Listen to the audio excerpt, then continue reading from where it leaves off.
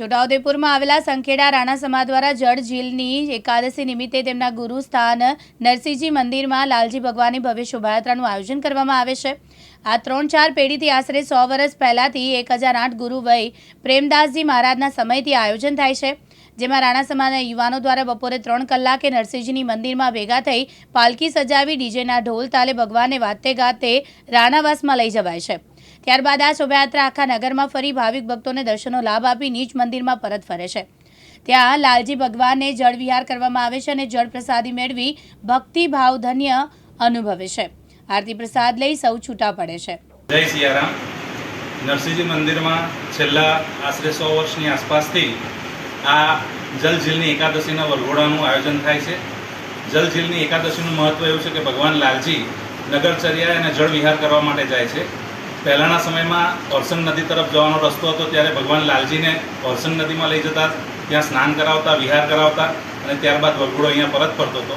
પરંતુ અત્યારે રસ્તા વ્યવસ્થિત ન હોવાથી નદીએ જઈ શકાતું નથી, એટલે અમે મંદિરમાં નગર યાત્રા કરીને ભગવાનને પાછા લાવીએ છીએ અને અહીંયા મંદિરમાં જ જળ વિહાર કરાવીએ છીએ અને આ રીતે આ જલઝીલની એકાદશીનો તહેવાર ઉજવાય છે। રાણા સમાજ સંખેડા દ્વારા આ નગરયાત્રાનું આયોજન કરવામાં આવે છે। ભગવાનની શોભાયાત્રા પહેલાં અહીં મંદિરેથી બપોરે 3 વાગે નીકળે છે।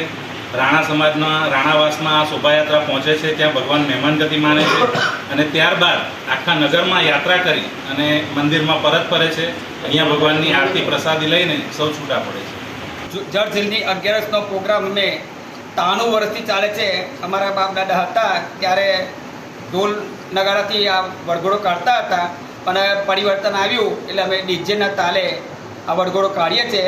સવારે 12 વાગે ગાદી માતાનો કળશ ભરીને સમાજના દરેક ભાઈ બહેનો ત્યાં દર્શન કરવા આવે છે અને પોતાની માનતા રાખે છે। ત્યાં એવું છે કે કોઈ પણ સ્ત્રીને વસ્તાર ન થતો હોય તો આ માતાની બાધા રાખે છે, તો આ માતાજી એમનું અવશ્ય ઈચ્છા પૂરી કરે છે અને પારનું પણ બંધાવે છે। ત્યાર પછી 3 વાગે 3 થી 4ના ગાળામાં અમે નરસિંહજી ભગવાનના મંદિર આવીએ છીએ। ત્યાંથી ભગવાન નરસિંહનો વરઘોડો કાઢીને અમે રાણાવાસમાં છે, રાણાવાસમાંથી ગામમાં નગર ચર્ચા જઈએ છીએ। ત્યાર પછીથી પાછા નરસિંહજી મંદિરે પરત ફરીએ છીએ અને રાત્રે 9 વાગે અમે ગાડબીજ માતાનું વિસર્જન કરીએ છીએ। આ પ્રોગ્રામ લગભગ 93 વર્ષ જેવા થઈ ગયા છે અને અમારા ગુરુજી સીતારામ મહારાજ હતા ત્યારથી આ પ્રોગ્રામ ચાલે છે। હવે અમારા ગુરુજી સ્વર્ગવાસ થયા છે, તેમના પુત્ર રવિ મહંત આ કાર્યક્રમ કરે છે। ધવલ બારિયા, દિવ્યાંગ ન્યૂઝ, સંખેડા, છોટાઉદેપુર।